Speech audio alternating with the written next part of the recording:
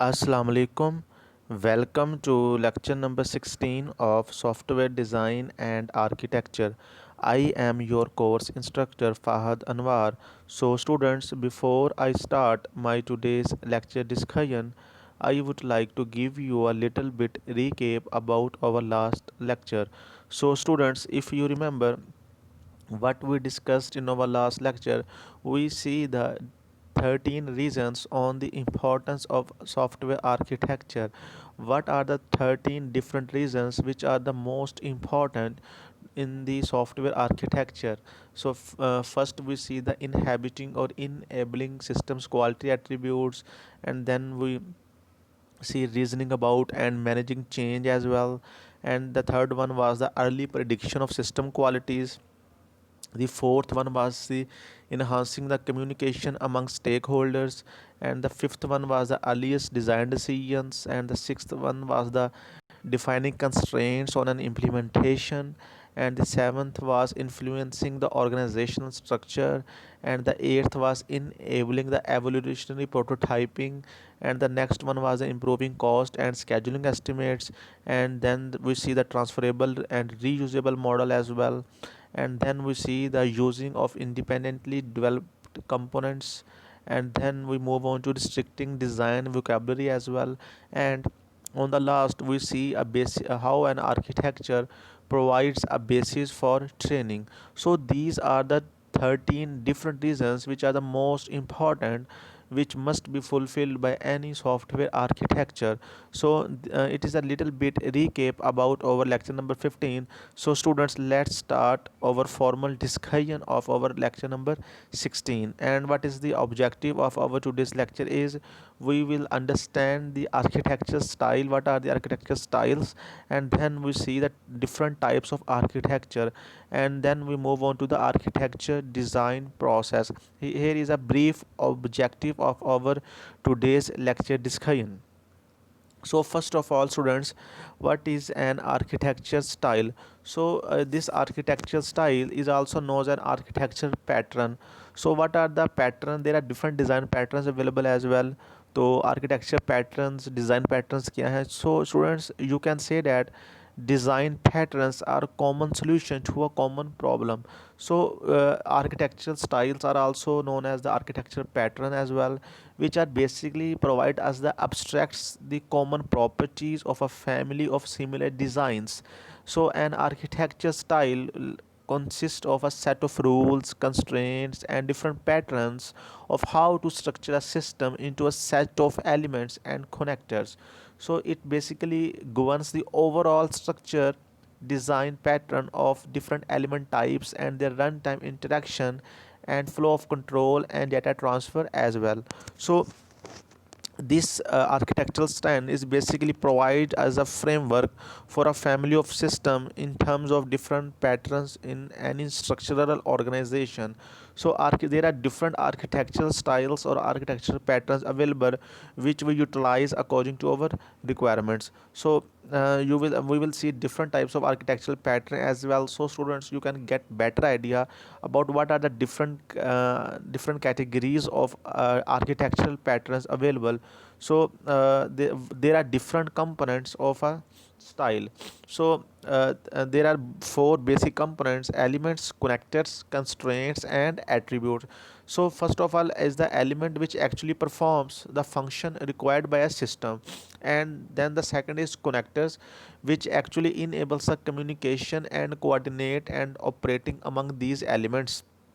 And the third one is constraints, which are also we call the conditions, actually constraints that define how elements can be integrated to build up or formation of the system. And the last one is attribute itself, which describes the advantages and disadvantages of already chosen structure from the different available structures. So for example, in data centric style, the data store plays a central role, and it also assessed frequently by other elements that modify data. If we see the another structure pattern, which is data flow style, like it input data transformed by a series of computational or manipulative elements as well. If we see another design model pattern like call and return uh, functions and procedures are the elements organized in control hierarchy. If we see in the layered style, each module or package completes tasks as well. So students, these are the different examples from different categories of architecture styles. Each architecture style and patterns have combination of elements, connectors, constraints, and their attributes as well.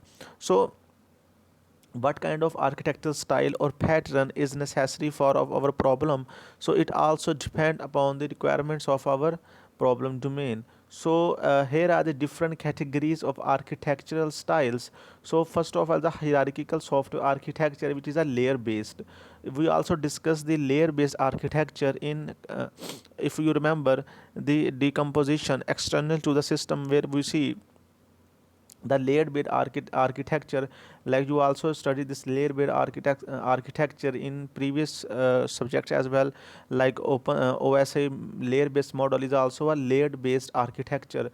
And then the second type of architecture style or pattern is distributed software architecture, where we see in more detail about client server and service oriented architecture. And then the data flow architecture, where two different categories available of data flow software architecture: batch sequential and pipe and filter model.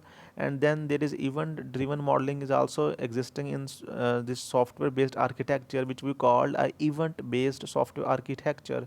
And the next one is data centric approach, which also comprises of two different models: black box pattern and shared repository. And the next one is interaction oriented architecture, where the most important architecture style and pattern will be studied in more detail. We also call this model a MVC, or model view controller. It's basically a three layer model. We also discuss this model view controller in more detail in our later lecture as well. And the last one is component based development, or a component based software architecture.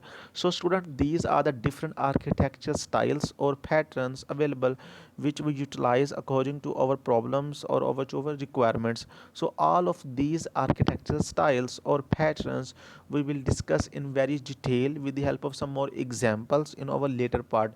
But for the time being in this lecture, you just you will just I will give you just a little bit introduction about these architecture styles and patterns. And in the later slides or later lecture, we will discuss all of these architecture styles and patterns in more detail to get better idea about these architectural patterns or styles available. So now there are different types of architecture as well. So students, till here basically architecture style is responsible to provide a set of components and connectors with rules on how they can be combined. And it also improve partitioning and allow the reuse of design by giving solutions to frequently occurring problem. Architectural style also describe a particular way to configure a collection of components and connectors as well. So there are different four types of architecture available. The first one is business architecture. So there are four architectures from the viewpoint of an enterprise, and collectively these architectures are also referred to as enterprise architecture. तो हमारे पास architecture की four types हैं: business architecture है, application software architecture है, information architecture है, and information technology architecture है. तो let's discuss these four type of architecture in more detail. First one is business architecture. Basically जो बिज़नेस आर्किटेक्चर है, ये business की स्ट्रेटजी को, गवर्नेंस को, ऑर्गेनाइजेशन को, और जो की बिज़नेस प्रोसेसेस हैं किसी भी इंटरप्राइज के अंदर, जो एनालिसिस और डिज़ाइन के ऊपर फोकस करें, ऑल ऑफ दीज थिंग्स जो हैं कवर की जाती हैं इस बिज़नेस आर्किटेक्चर के अंदर. So students, you can say that business architecture actually defines the strategy of business governance, organization, and key business process within an enterprise, and more focus on the analysis and design of business processes. So the next one is application software architecture. This application software architecture actually, students, serves as a blueprint for individual application system, their interactions, and their relationships to the business process of the organization as well. So the next one is information architecture, which actually gives us the logical and physical data assets and data management resources in this information architecture. And the fourth one type of architecture is information technology architecture. In this IT architecture, actually we define about the hardware and software building blocks that actually make up the overall information system of any organization. So these are the four most basic type of any software architecture, which also referred to as enterprise architecture. So let's discuss these four different types of architecture in more detail. So first one is business architecture. Students business architecture में हमारा concern क्या है कि हम business की strategy को, governance को, organisations को और की बिजनेसेस के जो प्रोसेस हैं किसी भी इंटरप्राइज के अंदर को हम कैसे एनालिसिस एंड डिज़ाइन किसी भी बिजनेस प्रोसेस के अंदर डिफ़ाइन करते हैं। ऑल ऑफ दीज जो थिंग्स हैं हम कवर करते हैं बिजनेस आर्किटेक्चर के अंदर।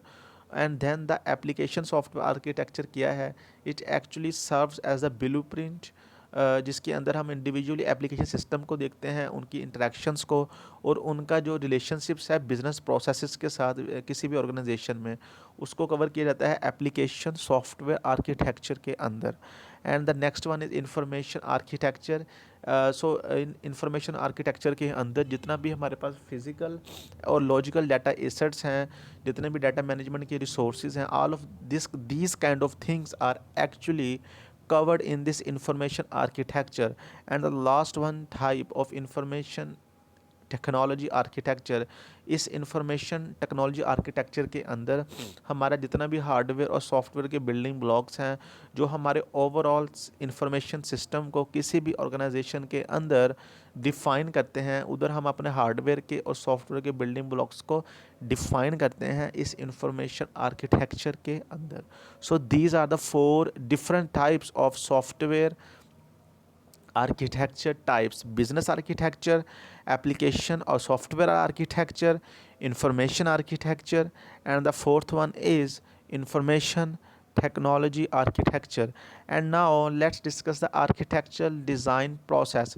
So now we see the architectural design process is basically put is more focus on the decomposition of system into different components and their interactions as well, which ultimately satisfy functional and non-functional requirements. So what are the functional and non-functional requirements? So students, all of you are well aware about these two types of requirements. Functional requirements are those requirements which actually provides these services to the system, like what the system will perform different tasks, or comes under the category of functional requirements, while in the non-functional requirements we are actually concerned towards the quality attributes or which gives the characteristics of any system. We call them the non-functional requirements. Like non-functional requirements are those requirements which are hard to measure and hard to achieve, because non-functional requirements are mostly achieved in the behavioral time or runtime, like reliability, availability, performance. All of these kind of requirements are non-functional requirements which tells about the characteristics of any system.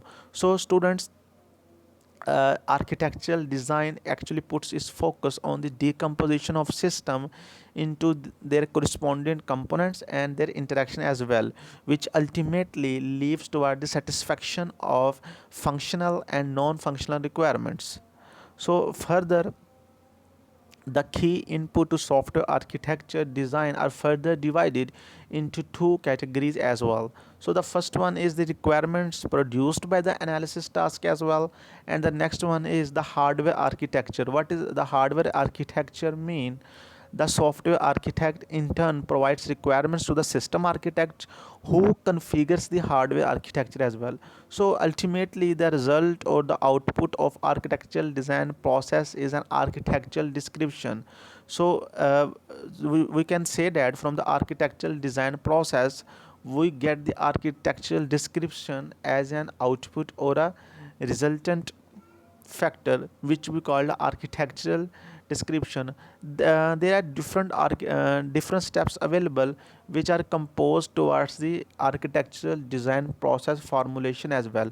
So what are the different steps involved in the architectural design process? There are basically four steps which are involved in the architectural design process. First one is understand the problem. So this is the most crucial step because it affects the quality of the design that follows.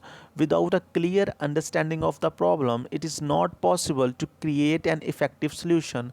Like many software projects and products are considered failure because they did not actually solve a valid business problem. So that's why the understanding of problem is the most important aspect towards the architecture design process. And after the understanding of problem, the next step is identify design elements and their relationships as well. So in this step we build a baseline for defining the boundaries and context of the system. So decomposition of the system into its main components based on functional requirements, as we discussed in earlier. What are the functional requirements? We decompose our system into different main components which are actually based on different functional requirements, and then this decomposition can be modeled using different design structures which show the different dependencies between different design elements as well. And then in this step the validation of the architecture is done by describing a number of different instances, and this step is also referred to as functionality based architectural design. So after the identify the design elements and their relationships, we have to evaluate the architectural design. And in the evaluation of architectural design, each quality attribute is given an estimate. So in order to get qualitative measure or quantitative data, the design is actually evaluated. So this evaluation of architectural design actually involves the evaluation of the architecture for a conformance to architectural quality attribute requirement. So in this evaluation of architectural design, we are more prone towards the non-functional requirements, which actually provides us the quality attributes like reliability, availability, portability, flexibility, maintainability.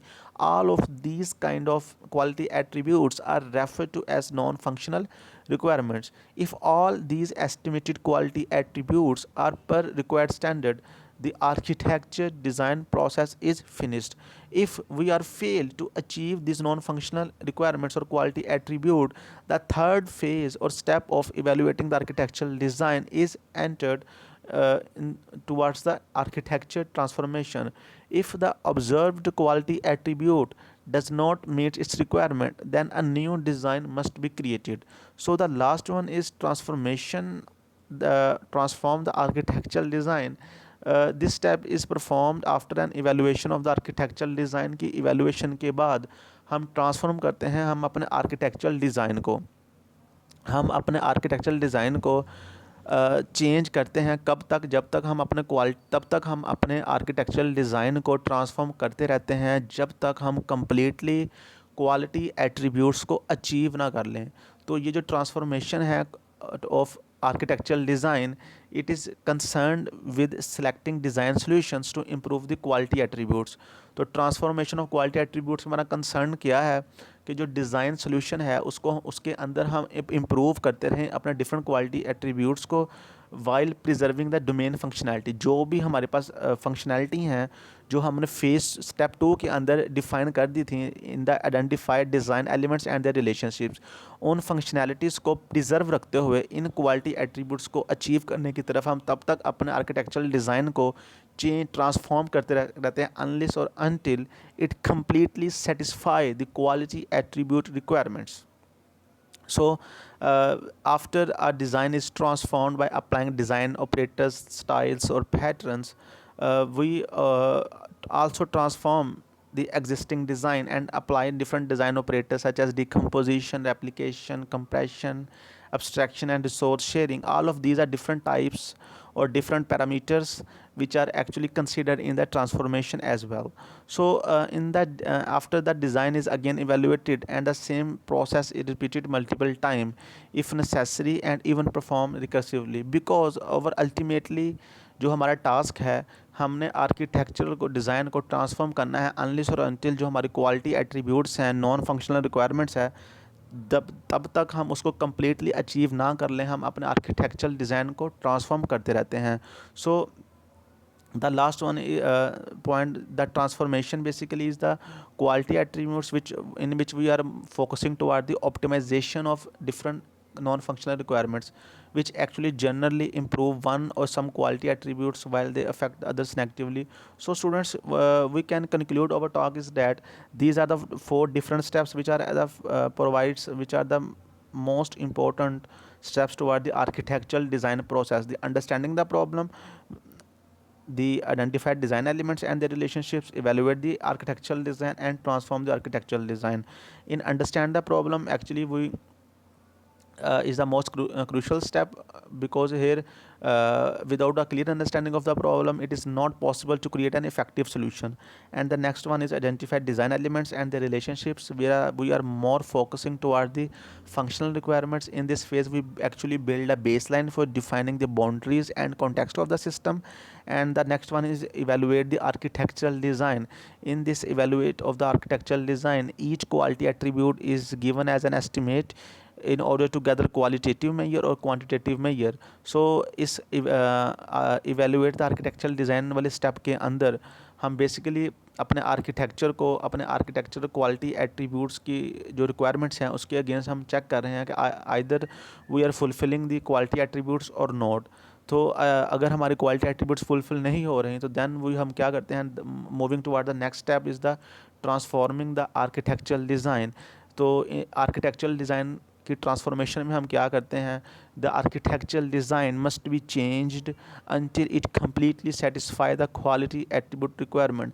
कि जो हमारा architectural design है वो हम उसको change करते हैं. कब तक हम उसको चेंज करते रहते हैं, जब तक हमारी जो क्वालिटी एट्रीब्यूट्स हैं, नॉन फंक्शनल रिक्वायरमेंट्स हैं, जब तक वो कम्प्लीटली अचीव ना हो जाएं तब तक हम अपने आर्किटेक्चरल डिज़ाइन की ट्रांसफॉर्मेशंस करते रहते हैं. So student, this is the our lecture number 16. So till here our lecture number 16 is ended.